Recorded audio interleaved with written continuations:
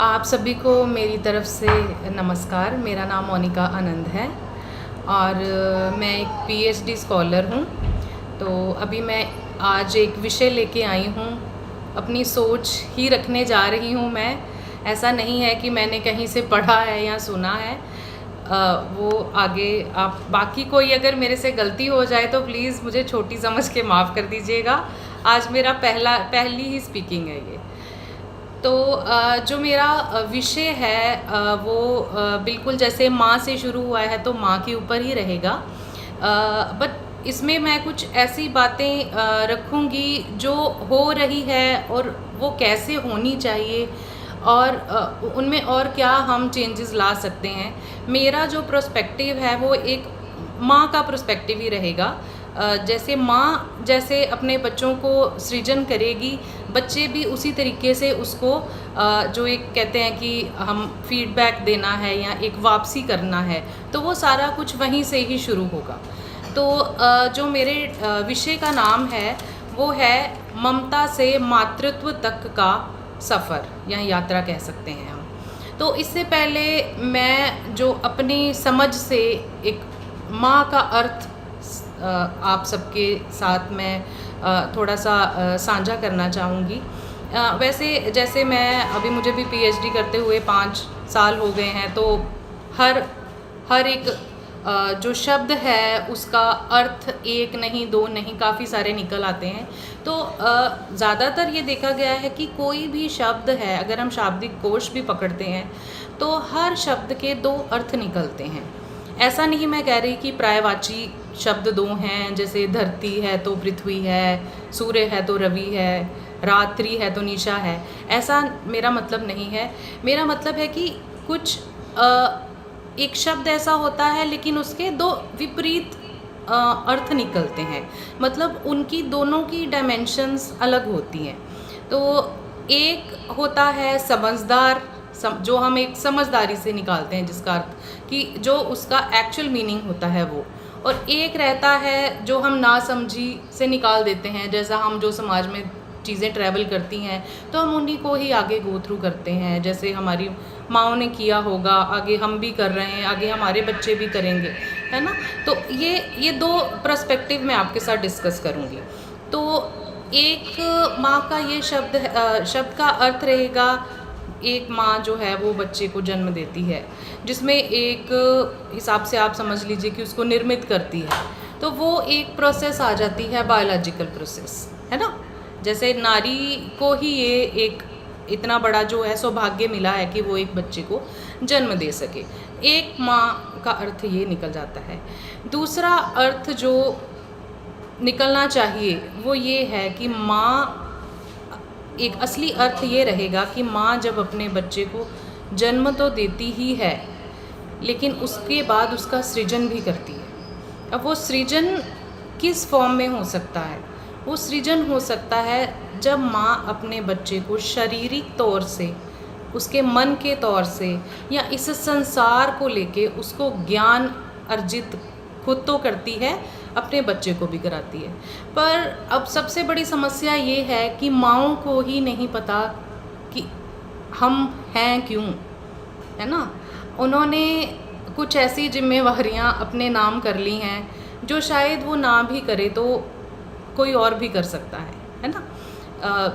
Main उसका जो core responsibility हम कह सकते हैं, एक मेन जिम्मेवारी है, वो है कि अपने बच्चे को जो एक वास्तविक बोध कराना कि उसका जन्म क्यों हुआ है या ये संसार कैसा है। एक ज्ञान चक्षु जब हम अपने खोलते हैं तो हम आगे वही चीज़ें अपने बच्चों में ट्रैवल कराते हैं। अगर हम सिर्फ एक शारीरिक तौर पे अपने आप को एक शरीर समझ के शरीर पे ही काम करेंगे तो हम भी उस बच्चे के भी शरीर पे ही काम करेंगे। फिर उसके बाद जब हमें एडवर्स इफ़ेक्ट नज़र आते हैं, मेरा तो बच्चा मेरी बात ही नहीं सुनता, वो क्यों सुनेगा? वो इसलिए नहीं सुनेगा, उसको पता है मेरी माँ ने मेरा सृजन तो नहीं किया, मुझे सिर्फ उसने नहलाया है, धुलाया है, खाना खिलाया है, सब कुछ करा है, तो बस उसका रिस्पॉन्सिबिलिटी ख़त्म है। इससे ज़्यादा मेरी माँ को कुछ आता नहीं है। तो फिर माँ के ऊपर क्या इफ़ेक्ट पड़ता है कि मैंने तो अपने बच्चे को उंगली पकड़ पकड़ के चलना सिखाया था, तो अब ये मैंने इसको तो इतना अच्छा अच्छा खाना खिलाया था, इसको इतना हट्टा कट्टा जवान बना दिया, तो आज ये मुझे कह रहा है कि माँ तुम तो कुछ समझती नहीं हो, तुम मेरे फ्रेंड्स आए हैं बस तुम चाय नाश्ता दे के चली जाना, ऐसे बीच में मत बैठना। तो वो क्यों हो रहा है? माएँ जो हैं वो निगलेक्ट बच्चों के द्वारा ही क्यों हो रही, और कोई उनको निगलेक्ट नहीं कर रहा, उनको हस्बैंड पूरी इज्जत दे रहे हैं। जो मेरी कैलकुलेशन है, जो मैंने जो अवलोकन किया है समाज में, तो उसका यही है कि जो रिस्पॉन्सिबिलिटी, सेल्फ रिस्पॉन्सिबिलिटी एक माँ ने अपने लिए साइन कर ली है, या उसको जो समाज ने बोल दिया है कि तुमने यही करना। अब मैं आपको एग्जांपल देती हूँ। एक फैमिली है, तो उसमें बेटा भी है, फादर है, पिताजी हैं, बेटी है, माँ है, चारों हैं। वो सब फैमिली बैठ के मैच देख रही है, लेकिन माँ को उसमें कोई इंटरेस्ट नज़र नहीं आया। माँ को इंटरेस्ट क्या है? अच्छा मेरे बच्चे बैठे, मैं इनके लिए कुछ खाने के लिए बना लूँ। ऊपर से बेटा कहता है माँ तुम ये चीज़ बड़ी अच्छी बनाती हो, तुम ये बना के ले आओ। या हस्बैंड कहता है तुम ये बना लो, बेटी कहती है मम्मा ये बना लो। उसमें क्या है? माँ अपने आप को उसी में ही बहुत खुश और तृप्त मानी जा रही है। उसको ये नहीं पता कि अगर वो मैच देख रहे तो मैं भी उनके पास बैठ के कुछ संसार में क्या चल रहा है, इकोनॉमी की बात हो रही है, पॉलिटिक्स की बात हो रही है, तो मैं क्यों नहीं इनमें बैठ सकती? तो इसका मतलब ये है कि माएँ ही अपने ज्ञान चक्षु खोलना नहीं जा रही।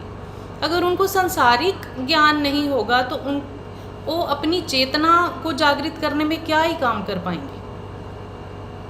तो ऐसे मेरे प्रश्न नहीं है किसी से भी, मेरी बस ये एक जो मैंने समाज में देखा है, समाज में ट्रैवल किया है। मैं भी माँ हूँ 2 बेटियों की, एक 8 साल की, एक 2 साल की है। तो मेरे तो चलो बच्चे अभी बहुत छोटे हैं, तो मुझे तो ऐसा कुछ अभी इफ़ेक्ट नहीं आया, लेकिन ज़्यादातर हमारे भारतीय परिवारों में यही चीज़ हो रही है। आज अगर हम माँ की प्रशंसा ही करने के लिए बैठे हैं, तो मुझे लगता है वो तो बहुत सारी कहानियाँ, कविताएं हमारे पास हैं, तो हम उनको घर में बैठ के भी पढ़ सकते हैं, या हम वीडियोस देख सकते हैं। हमारा जो है वो जो मकसद ये होना चाहिए कि क्या होना चाहिए, क्या है और क्या होना चाहिए। अब ये तो मैंने अर्थ की बात कर दी, माँ का अर्थ क्या है। अब मैं बात करती हूँ ममता से मातृत्व तक का जो सफ़र है, जो श्री कृष्ण ने ही दिया है कि ये ऐसे होना चाहिए, उन्होंने ही ये हमें संदेश दिया है, लेकिन हम उस चीज़ को लेके मिसगाइड हो गए हैं। मदर्स, तो ममता और मातृत्व ये दोनों चीज़ें हम इकट्ठी लेके चलते हैं कि दोनों के मीनिंग हम सेम समझते हैं, लेकिन ऐसा नहीं है। ममता और मातृत्व दोनों अपने से बिल्कुल ही विपरीत अर्थ लेके आती हैं। ममता, ममता, मम प्लस ता। मम संस्कृत में कहते हैं मेरा, तो मेरा का मतलब तो हो गया ऑनरशिप, मेरी कार, मेरा घर, मेरा पति, मेरा ये सब कुछ मेरा। तो जब हम मेरा कह देते हैं तो मेरे में हम उस चीज़ को अपने साथ बंधित कर लेते हैं, उसको अपने साथ ऐसे जोड़ लेते हैं, उसको हम उड़ने नहीं देते, उसको हम फलित नहीं होने, हम खुद ने तो उनको किया नहीं फलित, लेकिन हम उनको होने भी नहीं दे रहे, है ना, क्योंकि हम खुद ही नहीं है ना। तो जो ममता है वो जोड़ रही है। वो तो आप देखिए वो पशुओं में भी है। पशुओं में कैसे है? एक गाय है, वो अपने बछड़े से प्यार करती है, उसको जब वो पैदा होता है तो उसको बड़ा प्यार पुचकार के रखती है। एक हिरनी है, वो अपने शावक को बहुत प्यार करती है। जो पक्षी हैं वो भी दाना देते हैं। तो ममता तो उनमें भी है ना।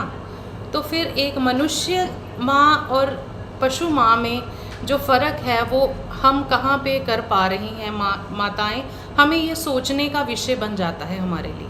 ये प्रश्न बनने चाहिए हम सबके लिए कि क्या फ़र्क रह जाता है। इवन एक टाइम आता है कि जब पशु अपने बच्चों को फ्री कर देते हैं, बर्ड जो पक्षी हैं वो कुछ टाइम के बाद अपने बच्चों को छोड़ देते हैं कि नहीं अब आप उड़ो, अब हमने आपको पंख दे दिए, अब आप उड़ो। तो लेकिन हम माएँ उनको सालों साल अपने साथ जोड़ जोड़ के रखते हैं। वो क्यों कर रही हैं? क्योंकि हमने उनको बंधन में बांध दिया है। जिस बंधन में हम बंधे हैं, हमने उसी बंधन में उनको बांध दिया। हमने ना उनके ज्ञान चक्षु खोले हैं, ना अपने खोले। तो मातृत्व और ममता की बात मैंने की है, अब मैं मातृत्व की भी बात करूँगी। मातृत्व है, ये हम कहेंगे सृजनात्मक एक प्रोसेस को। जब माँ जन्म तो दे रही है उसके बाद अपने बच्चे का सृजन कर रही है, उसको हर अच्छी बुरी चीज़ बता रही है, उसको नेसेसिटी और लग्जरी, जिसको हम बोलते हैं ज़रूरत और विलासिता, इन दोनों वर्ड्स में फ़र्क समझा रही है। ये असली मातृत्व है, इसमें कहीं भी बंधन नहीं है। वो उसको बांध के नहीं रख रही, उसको बता रही है बेटा ये चीज़ ही मिलेगी, इससे ऊपर ये नहीं मिलेगा, इससे ऊपर ये लग्जरी हो जाएगी, इसके ऊपर ये विलासिता है ना।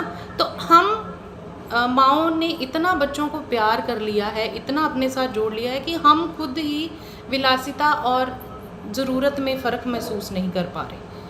हम अपने हस्बैंड से लड़ते हैं, इसको ये ला के दो, जैसे मर्जी ला के दो, मैं खाना नहीं खाऊंगी। तो ये क्या कर रही हैं? ये चीज़ें भी सोचने का विषय है हमारे लिए। कहते हैं कि जो कोयला है जितना ज़्यादा भट्टी में तपता है उतना ज़्यादा जो है वो सोना जो है जितना भट्टी में तपता है उतना ही ज़्यादा वो जल्दी सोना बन के निकलता है। तो ये सारी चीज़ें मातृत्व का हिस्सा हैं। उसमें ये सोचना है हमें कि बाकी जो सांसारिक कुछ परंपराएं हैं जिनको देखिए हमें फॉलो करना ही पड़ता है और हमें करना भी चाहिए, क्योंकि भारतीय संस्कृति और अगर हम वेस्टर्न कल्चर की बात करते हैं तो बहुत फ़र्क है। बायोलॉजिकल प्रोसेसेस सेम है, बच्चा जैसे पैदा होता है हर जगह वैसे ही पैदा हो रहा है, लेकिन जो माँ का जो रोल है वो हर जगह पे डिफ़र करता है। तो हम भारतीय संस्कृति की ही बात करेंगे, जो इसमें हम कुछ विषय हैं चर्चा के, जो चर्चा करने के बाद कुछ चेंजेस आ सकें, वो फिर एक अच्छी बात हो सकती है। अब इसमें अब जो वास्तविकता है मातृत्व में, एक जो इसका वास्तविक मीनिंग है इसमें है कि जब हम खुद के प्रकाश से अपने बच्चों को प्रकाशित करते हैं। अब अगर माँ ही प्रकाशित नहीं है, मैं प्रकाशित जो उसका मीनिंग थोड़ा सा क्लियर करना चाहूँगी कि उसको ही खुद के बारे में पता नहीं है, आत्मज्ञान जिसको हम बोलते हैं, हम क्यों हैं यहाँ पे, ठीक है ना। अब हम आ भी गए, हमें तब भी नहीं पता लगा हम क्यों आए हैं। अब श्री कृष्ण ने तो हमें कह के भेजा है कि आपको आना मेरे पास ही है। कृष्ण मतलब ब्रह्मा मतलब सत्य है ना, तो कृष्ण मतलब सत्य। तो सत्य क्या है? सत्य को तो हम एक्सेप्ट ही नहीं कर रहे, हम अपने और गाय में फ़र्क नहीं कर रहे, है ना। ये चीज़ें हैं कुछ जो जिनके बारे में हमें बात करनी है। बाकी अब मैं बात करती हूँ जन्म की। जैसे हमारा जन्म होता है ना, तो जन्म होता है माँ के द्वारा, ये भी सबको पता है इस बात का। अब जन्म होता है, उसके बाद होता है ध्वज। तो ध्वज का एक जो है वो मैं थोड़ा सा क्लियर करना चाहूँगी। जन्म तो सबका हो जाता है, जब तक उसका ध्वज नहीं होता। ध्वज मतलब ये नहीं है कि दूसरा जन्म, या मतलब एक बार मुक्ति पाने के बाद अगला जन्म, ऐसे नहीं। ध्वज मतलब एक ही जन्म में जब आप दूसरा जन्म प्राप्त कर लेते हैं उसको हम ध्वज बोलते हैं। तो ध्वज कैसे प्राप्त किया जा सकता है? आप जन्म लेते हो, पोषित होते हो, पोषित होने के बाद आप अपने तरीके से ज़िंदगी जीना शुरू कर देते हो, ये तो हो गया आपका जन्म। लेकिन आप असली जो आपकी एक वास्तविकता है ज़िंदगी की, असली सत्य क्या जो खोज है, जब हम वो प्राप्त कर लेते हैं तो वो ध्वज बन जाता है, वो जन्म ध्वज। तो ये कुछ चीज़ें हैं जो मैं आपके आगे मैंने क्लियर की हैं। बाकी कुछ रिस्पॉन्सिबिलिटीज़ की मैं बात कर रही थी कि कुछ सेल्फ असाइंड रिस्पॉन्सिबिलिटीज़ ही होती हैं जिनमें हमने अपना जीवन है जो वो लिमिटेड कर लिया है। ऐसे नहीं है, ऐसे ही है, ये ऐसे ही होता आया है हमारे परिवार में तो हम ऐसे ही करेंगे। ये चीज़ भी एक सोचने का विषय है। वो अपने बच्चों से माँ सिवाय उसके शारीरिक विलासिता के बात ही नहीं कर रही। बेटा पढ़ने के लिए बाहर गया हॉस्टल में, उसको छोड़ नहीं रही, उसको फ़ोन करके पूछ रही, बेटा तुमने खाना खाया, कल खाया था, आज खाया, कितने बजे खाया, क्या खाया, हॉस्टल में खाना अच्छा मिला। तो ये हम अपने बच्चों को उनके दायरे में ही लिमिट करके रखा हुआ है हमने। हम उनको फ्री नहीं कर रहे, अपने आप से फ्री नहीं कर रहे, उनको मौका नहीं दे रहे कि वो संसार में ट्रैवल करके ट्रैवलिंग करके अपने आप को जाने कि वो क्या है, वाई, उसका जन्म क्यों हुआ है। तो ये कुछ बातें हैं। उसका रीज़न भी यही है कि वो खुद ही अपने उसी चीज़ों तक लिमिटेड है, क्योंकि वो उसने कभी सोचा ही नहीं बिना खाने के चीज़ों के बारे में, इसके अलावा कुछ उसका कोई स्कोप नहीं है।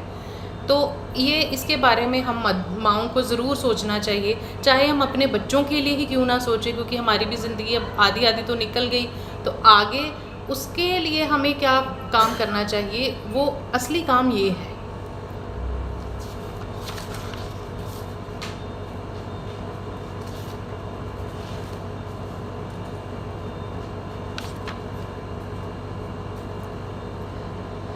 बाकी इसके लिए क्या किया जा सकता है, इसके लिए क्या हम सोच सकते हैं, क्या ऐसी बातें हैं जिनको अपने अंदर धारण करना है हमें, कि एक तो ममता और सहानुभूति का संचार अपने बच्चों में थोड़ा सा कम करना है, जिससे बच्चों को लगे कि हाँ, मेरा एक गुड पार्ट है जो मेरा मदर्स आर्म है, उनसे मुझे दूर जाना है। उसको लगे कि ये कंफर्ट जोन जो हमारी माँ हमें देती है वो हमें यहाँ से मिलेगा नहीं। तो वो चीज़ें हमें अपने अंदर लेके आनी है। जैसे जो राजा भरत था, जिनके नाम पे हमारे भारतवर्ष का नाम पड़ा, उनकी माँ की वजह से वो वहाँ तक पहुँच पाए। हमारे जो हिंदू राष्ट्र के एक हिंदू राजा रह चुके हैं शिवाजी, उनकी माता जी से जीजाबाई जी, उनकी वजह से ही वो यहाँ तक, क्योंकि उन्होंने शुरू से बचपन से ही उनके जो है ज्ञान चक्षु उसी तरीके से खोले कि उनका जन्म क्यों हुआ है। तो हम अपने बच्चों को सिखा रहे हैं कि तुम्हारा जन्म इसलिए हुआ है कि तुम अच्छी सारी नौकरी करके बड़ा सारा घर बनाओ। तो हमने उसको कहाँ तक, फिज़िकल फैसिलिटी तक ही हमने उनको लिमिटेड कर दिया है। हमने उनको बताया ही नहीं कि इसके ऊपर क्या क्या हमने सोचना है और क्या हमें हम आए क्यों हैं यहाँ पे। हमने उनके साथ कभी भागवत गीता की बात नहीं कर रहे। उसके बीच में जो लिखा है उनके अर्थ हमें खुद ही नहीं पता, तो हम उनको क्या बताएंगे। अगर एक ही अर्थ जो एक ही लाइन हम उनको समझा दें जो श्री कृष्ण ने गीता में कही है, मामकेन शरणम ब्रज, कि आप जो मर्ज़ी कर लो, आपने आना मेरे पास ही है। तो इसमें हम क्यों ना वही करें और वही उनको बताएं जो असली में उनके कार्य करने वाले हैं। तो उसमें जो है वो ऐसा नहीं है कि आप फिज़िकल फैसिलिटी गेन नहीं करो, बट उनके लिए ही जियो मरो, ऐसा हमने उनको सिखाना है कि ऐसा नहीं होना चाहिए। तो ये एक जो है वो ऐसी बातें हैं जो हमें अपने बच्चों के साथ ओपनली शुरू से करनी है। तो बाकी कुछ चीज़ों में फैमिली को भी देखना है। परिवार प्रबोधन में बैठे हैं तो परिवार का भी एक रोल रहता है कि जो एक डिपेंडेंस है माँ के ऊपर, इतनी ज़्यादा डिपेंडेंस है सबकी, बच्चों की है और हस्बैंड की भी है, सबकी है। तो उनको उस चीज़ से भी थोड़ा सा हमें टाइम देना चाहिए ताकि वो ऐसी किताबें पढ़ सके, ऐसे बातें सुन सके, ऐसे ट्यूटोरियल्स वीडियोस देख सकें जिनसे उनको असल में थोड़ा सा लगे कि हाँ, मतलब हम भी कुछ कर सकते हैं ऐसा जो असल में हमें करना चाहिए। तो ये सारा जो है हमारे परिवारों का, जो दूसरे मेंबर्स हैं परिवारों के, उनका बहुत बड़ा रोल इसमें बनता है। उनकी रिस्पॉन्सिबिलिटी बनती है। अगर वो मदर के ऊपर रिस्पॉन्सिबिलिटी असाइन कर सकते हैं तो वो खुद के ऊपर भी मदर को लेकर सिर्फ एक उनको पोषित कर देना ही एक उनका फ़र्ज़ नहीं होना चाहिए। उनका जो एक लाइफ में आने का पैटर्न है उसको भी समझना है और उसको माँ को ऐसी इंडिपेंडेंस देनी है, ऐसे बंधन से उसको छुटकारा देना है। क्योंकि होता क्या है, अब माँ का सबसे प्रायोरिटी पे काम क्या बना दिया है हमने कि तुम खाना बहुत अच्छा बनाती हो। अब क्या रहता है उसमें, माँ की पर्सनैलिटी ऐसी क्यों हो गई है कि अब अगर मान लो उसके बेटे ने बोला है कि माँ मुझे ना आज शाम को ये खाना है, माँ वर्किंग है, वर्क करना उसके लिए अहमियत नहीं रखता जितना उसका अपने बेटे के लिए घर जाके वो चीज़ बना के देना है। अगर मान लो वो नहीं बना के दे रही तो वो अपने आप में गिल्टी फील करती है। गिल्टी भी किस चीज़ की फील करती है, मेरा बेटा मेरे से नाराज़ ना हो जाए कहीं। जिस इंसान को आपने जन्म दिया है, इसका मतलब आप अपने रोल के साथ ही जस्टिफाई नहीं हो ना।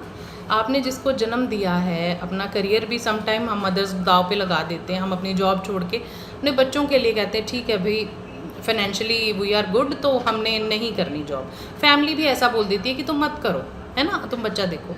तो वही बच्चा आज ये चीज़ से नाराज़ हो जाएगा कि मेरी माँ ने मेरे लिए ये नहीं बनाया। तो ये चीज़ें छोटी छोटी हैं जो हमारी फैमिलीज़ में हो रही है। अब वो अलग से आत्मग्लानि में बैठी हुई है कि भाई मैं तो मुझे तो बहुत गिल्टी हो गई इस चीज़ की, मैं तो अपना काम छोड़ के आ नहीं पाई। अब काम कौन सा जो जहाँ पे वो जॉब कर रही है, अब वो फाइनेंशियल असिस्टेंस के लिए जॉब नहीं करी, अपने आप को प्रूफ करने के लिए उसको जॉब करनी पड़ रही है। तो ये सारी जो हमने खुद से ही सेल्फ असाइनमेंट्स बना के मदर्स को एक जजमेंट उसके ऊपर पास कर देते हैं कि ऐसा ऐसा ऐसा ऐसा ही है। तो वो जो है डिपेंडेंस की वजह से ही है, और वही चीज़ जो मदर के माइंड में अब घर कर गई है, हम माओं के अब बड़े सदियों से ये चलती आ रही हैं चीज़ें। तो वो अब मुझे लगता है क्योंकि अब सारी माएँ पढ़ी लिखी हैं, इतनी एजुकेटेड हैं कि वो किसी भी चीज़ को पढ़ सके, किसी भी चीज़ के बारे में समझ सके।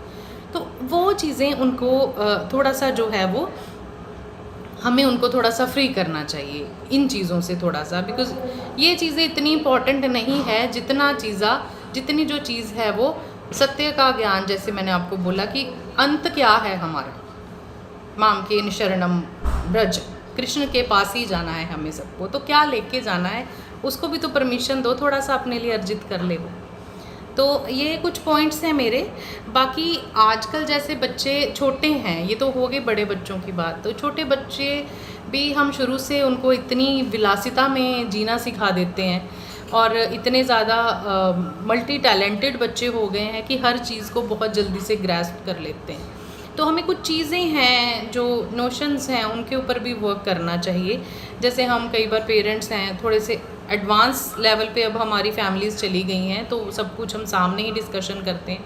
तो थोड़ा सा कई बार पेरेंट्स की आपस में फ़ाइट हो जाती है, तो वो बच्चे जो है वो फटाफट से वो चीज़ें अपने अंदर धारण कर लेते हैं। तो धीरे धीरे वो जो कंडक्ट है वो उनमें आना शुरू हो जाता है। तो हमें थोड़ा सा ये कुछ चीज़ें हैं जिनके ऊपर हमें इसके ऊपर भी वर्क करना चाहिए कि आप कैसा कंडक्ट फैमिली में क्रिएट करते हैं। अब जो जैसे हम चल रहे हैं हमें बदलने में थोड़ा सा टाइम तो लगेगा, फैमिली को भी बदलने में टाइम लगेगा, हम खुद को भी बदलने में टाइम लगेगा, है ना। लेकिन ये कुछ चीज़ें हैं, रेमेडीज़ हैं, शायद मुझे भी अपने ऊपर इम्प्लीमेंट करने की ज़रूरत है, क्योंकि मेरे बच्चे भी इस एज में हैं कि वो देख के समझ सकते हैं कि ये क्या बात हो रही है।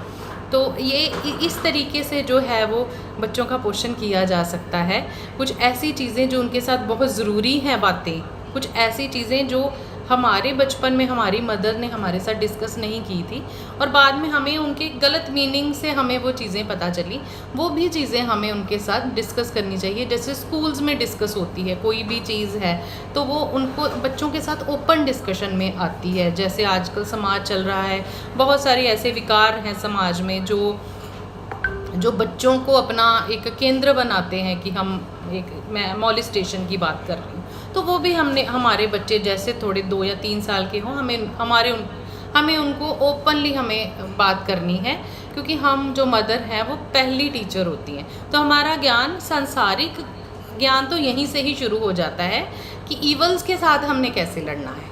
तो ये भी बड़ी ज़रूरी है, हमें थोड़ा सा इस मामले में ओपननेस ज़रूरी है, ना कि बच्चे ने ये मांगा तो ये दे दिए, ये मांगा हमें लगा भाई बहुत अच्छी अंडरस्टैंडिंग है हमारी।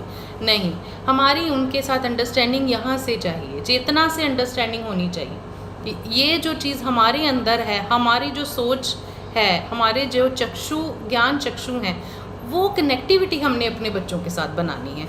वो कैसे बन सकती है? वो उनके साथ बात करके बन सकती है। उनको स्टोरी टेलिंग ऐसी करिए कि जैसे आप किसी पुरानी स्टोरी बता रहे हैं, लेकिन उसको अपने अंदाज में आजकल के तरीके से बताइए जो बच्चा आराम से समझे। और आजकल के बच्चे इतने स्मार्ट हैं, हर चीज़ में वो बहुत ही ज़्यादा अच्छे से वो चीज़ें ग्रैस्प कर सकते हैं। तो ऐसा नहीं है कि बच्चे पहले अच्छे थे अब अच्छे नहीं हैं, माएँ पहले अच्छी थी अब अच्छी नहीं, सब कुछ एज़ इट इज़ है। पर होना क्या चाहिए, मैंने वो चीज़ के लिए थोड़ी सी बात की है। बाकी माँ का जो है एक जन्म देना, सृजन करना बहुत बड़ी जिम्मेवारी है जो भगवान ने लगा रखी है। और आप नेचर की एडवर्सिटी देखिए कि 3 से 4 साल माँ अपने बच्चे को इतना पोषित करती है, इतना पोषित करती है कि अपना खाना पीना सब कुछ भूल जाती है, अपनी जॉब भूल जाती है, सब कुछ भूल जाती है। और वो 3-4 साल ही उस बच्चे को याद नहीं रहते। अगर अब मैं याद करने बैठूं तो 3-4 साल मुझे अपने याद नहीं है। मुझे अपने वो साल याद आएंगे जब मैं मतलब एक अच्छी अंडरस्टैंडिंग होती थी, नहीं होती थी, लड़ाई होती थी, ऐसा होता था। और 3-4 साल के बाद 8-10 साल का बच्चा होता है तो वो अपनी माँ से बातें छुपा रहा होता है। तो ये तो नेचर है, इसके साथ तो हमें एडजस्टमेंट करनी है। और माएँ ऐसा भी नहीं है कि एक्सपेक्ट करती हैं कि भाई हमने जो किया है हमारे बच्चे हमेशा ही याद रखें। वो तो हमें एक अलॉटमेंट ऑफ रिस्पॉन्सिबिलिटी है जो वो हमें भगवान ने ही दी है। लेकिन मेरा जो अब आज बोलने का मकसद है वो ये है कि अपनी जो सेल्फ असाइंड रिस्पॉन्सिबिलिटी है हमारी, जो एक ममता के साथ कनेक्टेड है, उसको हम मातृत्व तक लेके जाएं। ये बहुत मुश्किल है हमारे लिए, आजकल की माँओं के लिए तो ज़्यादा मुश्किल है, क्योंकि हम एक सत्संग वाला हमारा कोई सर्कल नहीं रहता, तो हमें वो अच्छी चीज़ें भी वहीं से मिलती हैं। हमारे सर्कल ऐसे हैं कि जिसमें सब कुछ हर टाइप के लोग रहते हैं, तो ये एक बिग चैलेंज हो सकता है हमारे लिए। लेकिन असली यही एक सत्य है और इसके साथ ही हमें चलना है। तो मेरा बस आज का इतना ही है। मुझे लगा कि अगर मैं कुछ ऐसी वैसी बात बोल गई हूँ तो मैं बस क्षमा प्रार्थी हूँ। तो बाकी मैं बस यहीं अपनी बात पे विराम लगाऊंगी। बहुत बढ़िया मोनिका जी, बहुत बढ़िया मोनिका बहन जी ने विषय रखा है। और मुझे लगता है कि मेरे को भी बहुत कुछ सीखने को यहाँ पर मिला है, सभी को सीखने को मिला होगा, क्योंकि माँ का जो स्वरूप है वो हमने इसी रूप में देखा है। उसकी कल्पना और हमारे हृदय में माँ का जो स्वरूप बना हुआ है वही है कि बच्चे के लिए ही है उसका जीवन, बस उसके पोषण के लिए या उसकी सुख सुविधा के लिए ही है। और हमारे जो ज्ञान चक्षु अब तक थे वो यही देख रहे थे कि जो आपने शब्द यूज़ किया उसकी विलासता के लिए ही बच्चे की। और बहुत बार हम देखते हैं कि बच्चे बिगड़ते हैं इस वजह से भी। तो विजयानंद जी से मेरी प्रार्थना ये रहेगी कि ये इतना महान और बड़ा विषय है, और जो हमारे को आज एक रास्ता मोनिका बहन जी ने दिखाया है, इसको हम यहीं समाप्त ना करें। इस विषय को हम किसी किनारे तक लेके जाएं। नीलम बहन जी ने जो कविता पढ़ी और जो मातृत्व का वर्णन मोनिका बहन ने किया, इसको हम अपने ज्ञान को और बढ़ाएं और अपना इसका मंथन करें, जो भी इस पे अपना और विस्तार इस विषय को